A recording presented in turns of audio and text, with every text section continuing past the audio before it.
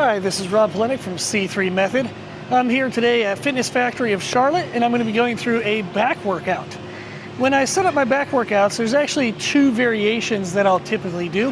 One variation is more upper back focused. You can think across the shoulder blades to build back thickness and detail. The second variation would be lat focused. I'm focused on my lats, trying to build out the lower lats to develop that X frame that we look for, and to get a nice kind of upper body V taper. What I want to do in today's workout is to show you both structures and then prompt you to select whichever structure you want for whatever workout you're doing. So if we're doing the upper back focus, I always start with rear delts. Delts is short for deltoids, which is a fancy word for shoulders. So we want to start with the back side of our shoulders. If the back side of your shoulders are well developed, it makes your upper back look very broad when you're looking at someone from behind. And then also it's just nice is if your backside of your shoulders are capped and they have a good size to them, when you're standing sideways, you look more upright with better posture rather than having the shoulders present themselves as kind of forward and slumpy. When I'm doing reverse flies, which is actually what I use to target my rear delts, I always set up, well not always, but my current favorite movement is using a wrist cuff. So I actually bring this from my home. If your gym has one, that's great, but they're usually would be kind of sweaty and nasty from other people. So you can see here, it's just a nice cheap thing I got off Amazon. What I do is I make a fist and then I make the cuff tight around my fist, but that allows me to slide my hand in and out so I can switch sides quickly, but it's secure enough that it doesn't slide around or fall off. So I'll set this up on a cable station, have the cable about my chest height. I don't like it actually as high as my shoulder, because if you're doing the reverse flies that high, it can, not that it causes you, but it leads a person more into elevating their shoulder. Whereas if you have it a little bit lower, it allows you to keep your arm lower when you're crossing your body in this movement. And that allows you to better isolate the rear delt and not get the trapezius involved. So I set it up at about chest height. I'll slide my hand inside and I put the cuff on the back side of the bend of the wrist. Why I like this movement is now when I step out and there's tension, there's actually tension in the most stretched position. This is when the movement is going to feel the heaviest because, well, actually if I come out to about here, this is where it feels the heaviest because my arm is perpendicular to the cable. So that would be the moment in the movement when it feels the hardest. So here there's very slightly less tension, but there's still a lot of tension. And then as I pull out to the side, there is less tension out here. However, there's still tension. You can think of this as when you do dumbbell lateral raises. There's tension at the bottom, but as you get to the top, it's even more and more harder tension. And then a little bit less harder, a little bit less, but there's still tension the whole time. If we can, what helps with creating more growth is loading an exercise in the most stretched position. This is why you'll see in my videos, instead of doing dumbbell lateral raises first, I often do them second when the muscle's more fatigued. My first movement is usually a cable lateral raise like this, to where I can put the pulley a little bit lower and I'll raise my arm out to the side, but that makes it to where the most stretched position is the heaviest, and then it gets a little bit lighter towards the top. When the muscle is the most stretched, it's the most vulnerable to stress and mechanical tension, the drivers of muscle growth. There's a lot of debate about that nowadays, but if the movement feels the hardest, when the muscle's most stretched, you get the most benefit, for the most part. So that's what we want to focus on. So with this movement, we're doing the reverse flies. So I'll set this up to where I have the tension set and it's set here, and then instead of standing perfectly kind of perpendicular or parallel, however you want to name it, sideways, there you go, to the cable, I'll actually turn a little bit. So that way there's tension here, but there's still tension here. I don't want that cable to run into my body. Now there's no tension at all. So I want to turn a little bit towards the cable stack, so that way there's still tension when I'm out in this far portion.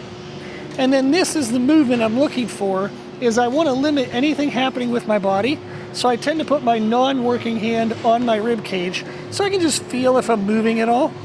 And then I want to just pull through the back side of my shoulder. So I focus on driving the back of my hand into the cuff, into the wrist cuff. I just want to push the back of my hand into the wrist cuff and then control the movement on the way back in. So this is about the pace that I would look for. I'll do it on this side and then the other side. And then I usually take about a minute, maybe 2-minute rest when it gets harder. For these, I like to aim for higher reps to get warmed up, maybe 15, 20 reps. And then as it gets heavier, I will drop down sometimes to 10 to 14 or even 6 to 10, depending on what I'm looking for that day. So this will be the first movement we'll start with. If our goal is the upper back, we want to target the rear delts first. So I'll show you what a working set looks like for each arm.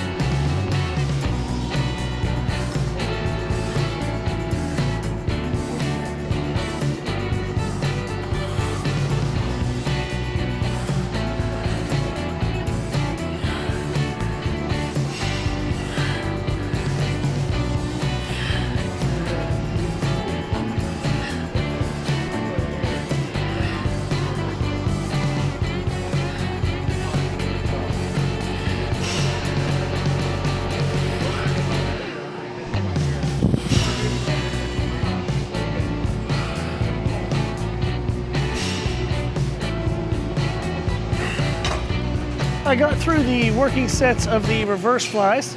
So again, that'll be the first movement you'll do if your goal in the back workout is upper back focused. What I want to show you now is single arm, straight arm pull downs. And this is to isolate the lats. So if your goal is a lat focused back workout, this would be your first movement. What I did is I took the cuff that we have here, put the pulley to the top, and I'm going to be using this as the handle for this movement. What we're looking to do is I'm going to put my hand again in the strap, and then I'm going to pull the tension down with my other arm, get myself in position. So the position for this movement is a slight hinge at your hips. You're going to be leaning a little bit into the cable, and then I want to make sure my back, you can see my spine in general, is neutral. So I'm not overarched, but I'm not rounded. I just want a nice neutral position. And then what I'm going to look to do is, if I'm on my left arm, I do tend to kind of lean into my left leg. So that way when I'm pulling down through the cable as I'm doing this motion, it feels very straight up and down. If my feet are balanced in my weight, it would feel like I'm almost pulling out to the side. So I want to put more of my weight on the foot that is the same side as the arm I'm using. Now with this motion, I want to leave my arm slightly bent so I don't stress the connective tissue in my elbow.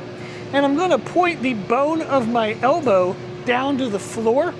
And my goal will be to draw basically like a circle motion by pulling through this muscle, my latissimus dorsi. So the fancy word is latissimus dorsi, the short version is lats. I want to use this muscle to pull my upper arm bone down to where it's parallel with my body. So I'm not really thinking of what my hand is doing in the strap.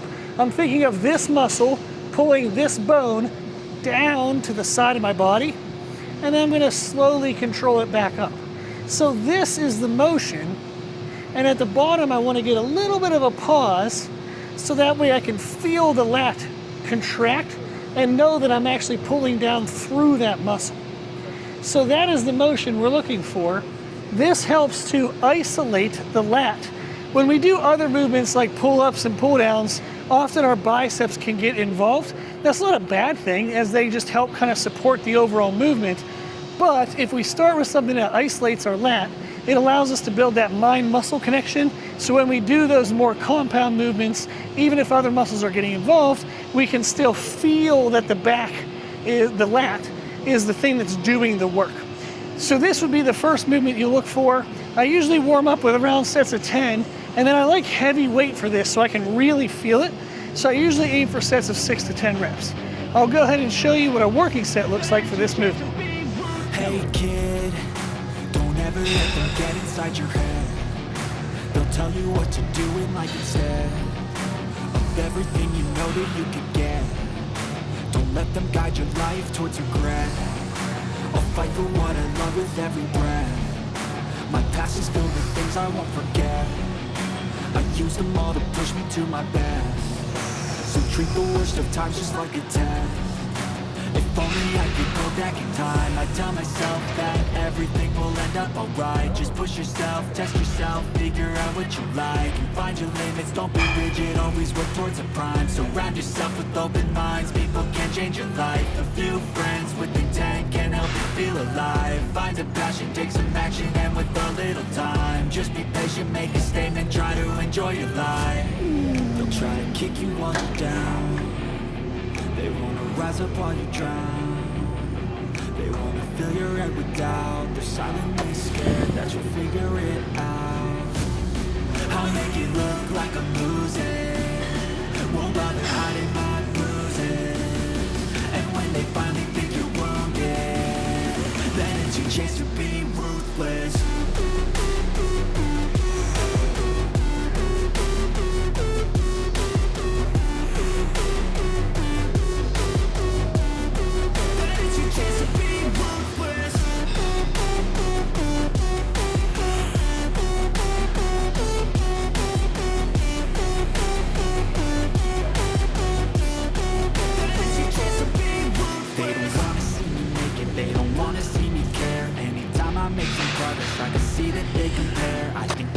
Now that we've done the first movement for the workout, we're going to go into the meat and potatoes part, and that's going to be 3 main movements. One is going to be a pull-up or pull-down.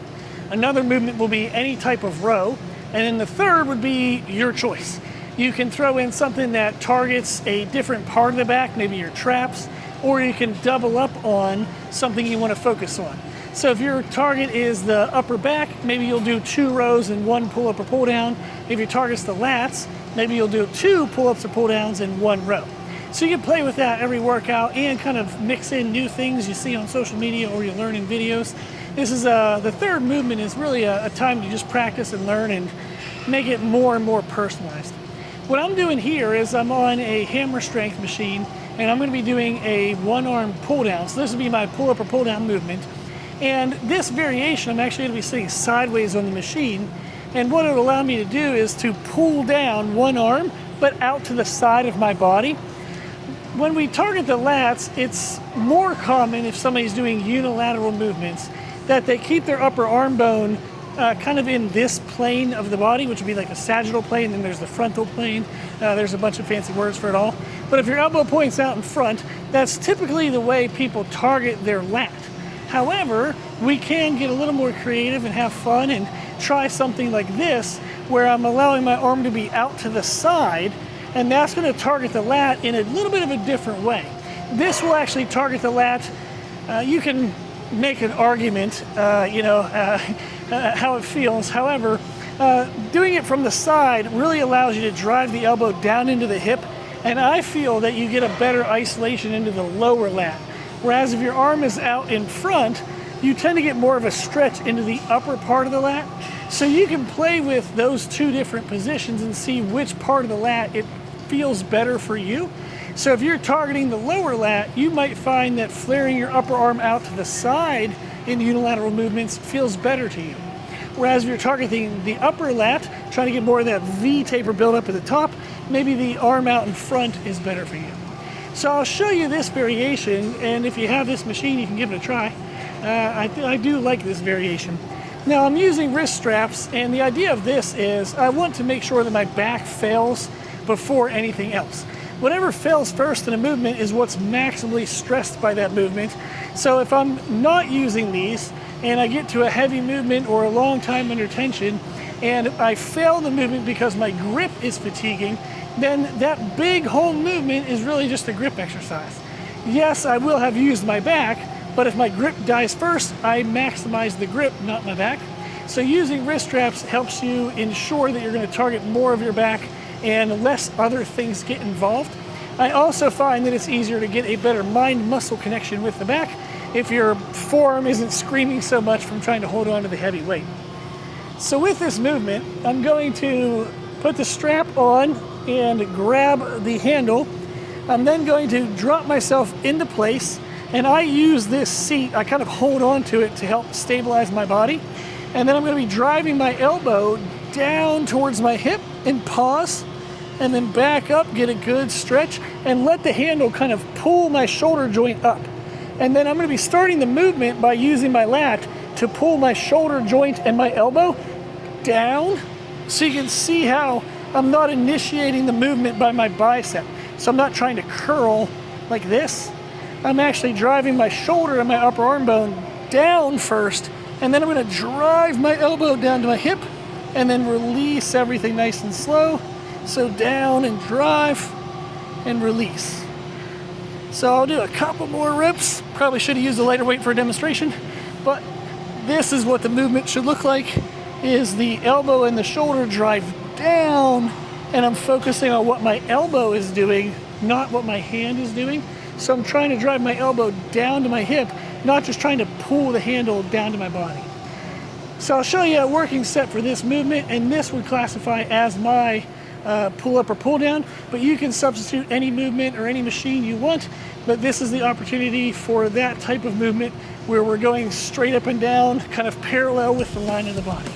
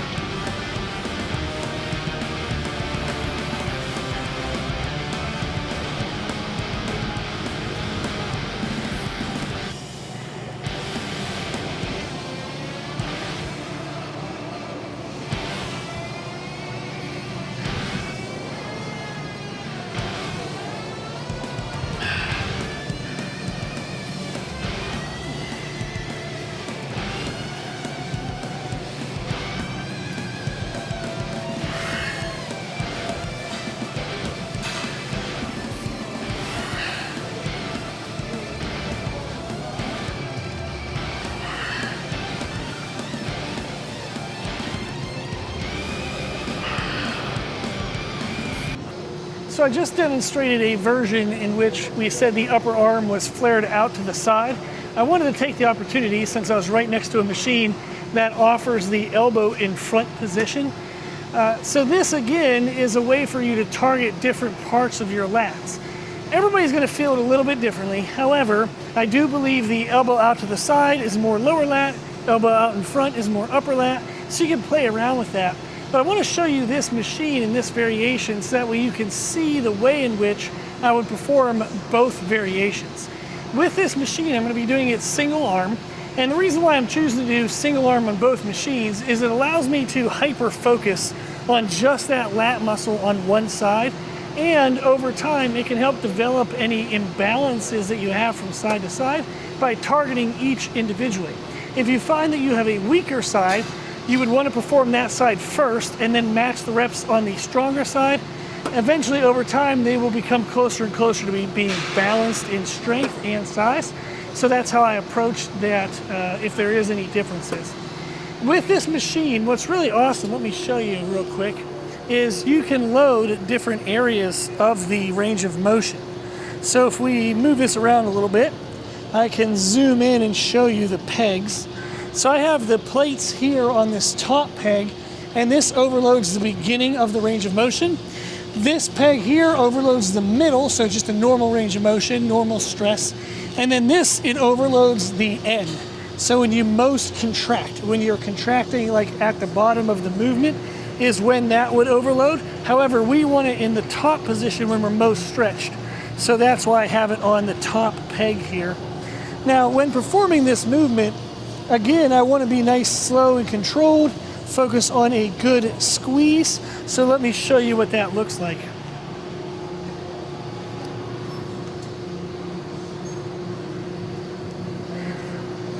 Good.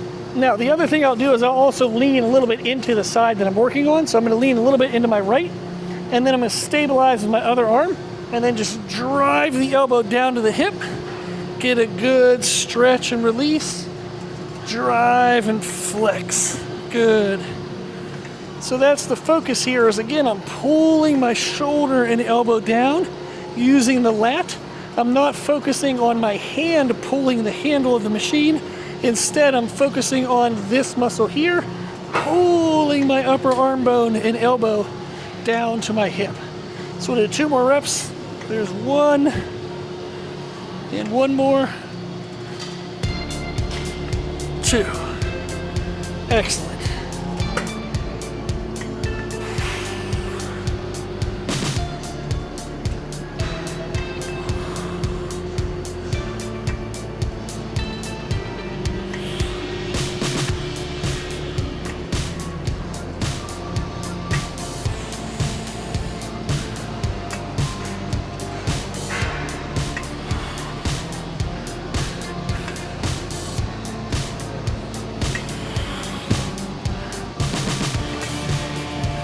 So those movements finished the pull up and pull down portion of the workout. I'm now going to be moving into a row. If I'm choosing rows, I want to choose a chest supported or some type of supported row. So that way I can focus on the muscles of my back. I don't want the support of the movement, say a barbell bent over row, a T-bar row. I don't want my lower back, my hips, my core, any of those things to be the limiting factor. Like we talked about with wrist straps, I don't want my grip to be the limiting factor of a movement. I want my back to be the limiting factor, the thing that dies first. So when I'm doing rows, I want to choose some type of supported row first. If I'm going to be doing multiple rows, then in the second or third movement, I can choose something that's more free weight based, unsupported, because my upper back will be pre-fatigued. I won't need as much weight for that movement, and therefore it doesn't stress those supporting muscles as much. So if you're going to choose a row, the first one should be some type of supported row. Now with this machine, if you have these type of machines available to you, what you'll see is there's often an upper kind of higher flat grip and then a lower, more neutral grip. The upper one targets more across the shoulder blades and kind of shoulder to shoulder, the upper back. The lower grip targets more of the lats along with that mid back. For me, I'm going to be choosing the lower grip today, but you would choose whichever grip better match your target for the workout. Now with this movement, what you'll often see people make mistake-wise is they'll accept the weight out into position and they kind of lock their shoulders in place by kind of flexing the middle of their back, and then they just move their arms like this. That's not going to get a good development in your upper back. You're going to mostly just kind of build up your biceps and kind of probably tick them off. So what we want to do with this machine is when we accept it into position, we want to allow the weight to pull our shoulders open. I want to think of my shoulder blades opening up, almost like they're wrapping around the pad. And then the first movement is going to be shrugging my shoulders back, not up, but shrug my shoulders back and then drive my elbows back. So I want my middle back to be moving a lot. I want it to open up at the bottom and close at the top. I want all the movement to come from my shoulders moving forward and back, not my hands moving the handle. So I'll show you a few reps with this weight. Again, you would choose whichever grip better matched your target for the day. And both grips will have the same technique of allowing the shoulders to wrap around the pad and then driving through the mid-back. So I'm gonna unload the weight. I wanna let my shoulders be pulled open. I'm gonna drive my shoulders back and then drive my elbows back. So again, wrap around the pad, back and back. So everything is coming from what my shoulders are doing. My hands happen to be attached to the handle, but my back is the thing that I'm focusing on, making sure it's stretching and squeezing, stretching and squeezing. Very good. Now, you can see with the pace of that as well, is I'm under control the whole time. I'm not letting the weight kind of yank me down. I'm not throwing the weight. I want to make sure I'm under control and I can feel my back stretch and squeeze. I'll do a couple warm-up sets, find a good working weight, and then I'll show you what a working set looks like.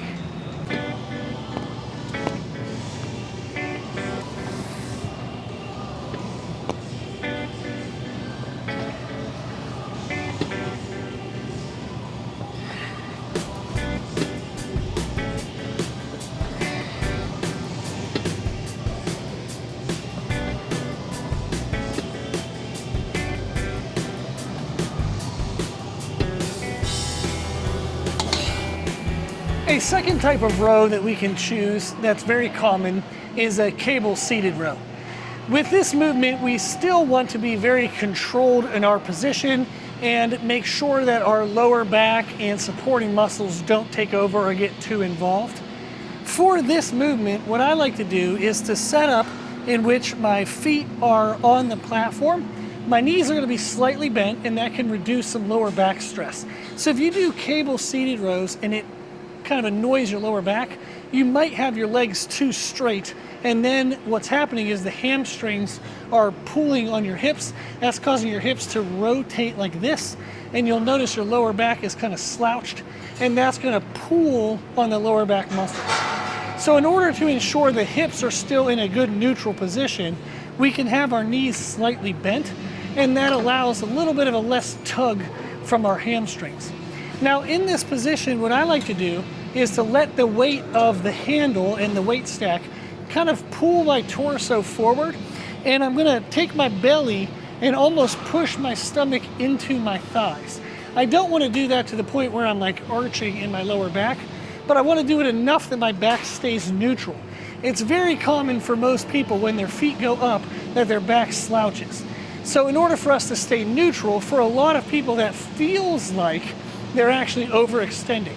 If you're ever uncertain, you can do what I'm doing right now, is use a camera, film from the side, and just see the way in which your back is kind of stabilized. You want to make sure it's the same as if you were standing and talking to somebody. You might be leaning a little bit forward, that's fine, but you don't want to be slouched over. Now, when we have this position set, our feet are up, the weight is going to kind of pull my belly into my thighs. I'm then going to focus again on my shoulders stretching forward, and I'm going to squeeze the shoulders back and then drive the elbows back to make sure that I'm actually using my back muscles, not just my arms. So I'll show you a couple reps with this. Now I'm choosing a narrow neutral grip. I find that this grip targets really well into the middle back. If you look at the anatomy of your trapezius muscles, we usually think of our traps as up here by our ears, up by our neck, but they're actually like a diamond shape, and there's actually a lower portion that when we build up that lower portion between the shoulder blades, it really adds all those nice muscle bumps that we want across our upper back. So with this row, if I'm trying to target that upper back area, this is a great handle and variation that targets right along the backbone, right in between those shoulder blades to really build up that middle area. So I'm going to go ahead and get my straps locked in. And again, I know I'm repeating myself a lot, but this makes sure that my grip doesn't fail, my back actually fails. So I do recommend these. And then when I get into position, I'm gonna have my feet on here, and now I'm gonna scoot a little bit, so now the weight is on me. I'm letting my belly pull a little bit into my thighs, and now I'm gonna let my shoulders be pulled forward. And again, the movement is that my shoulders go back, then my elbows go back, and I'm just gonna find a little bit of a groove in that pathway, and think of squeezing my shoulder blades, releasing my shoulder blades. So I'm thinking of what my shoulder blades are doing, not what my arms or my hands are doing. My hands are pulling the cable closer to me, but that just happens because my back is squeezing. Some squeeze, squeeze, there we go.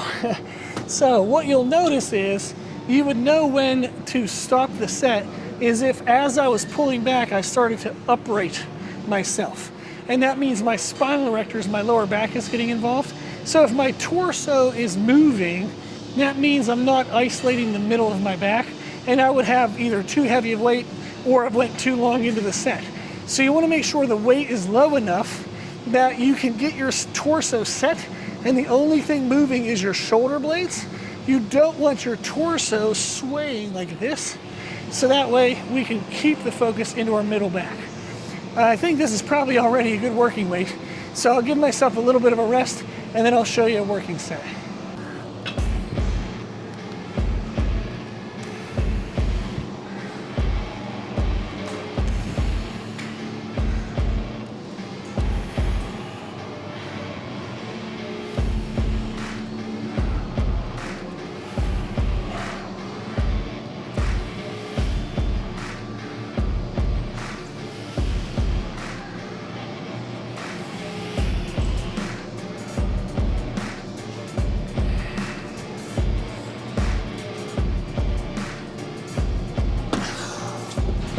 So I made it through the working sets of the rows.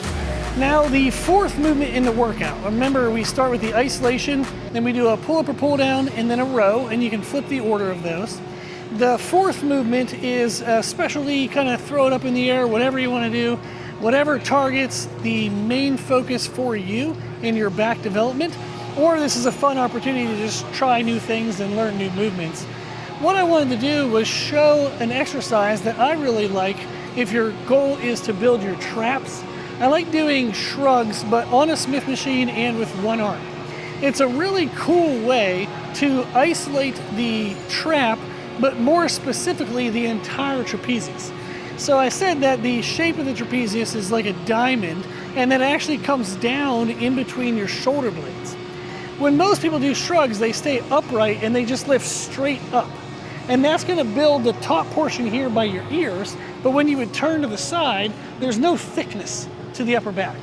So if we wanna build the upper portion, but also develop thickness, this is a wonderful variation.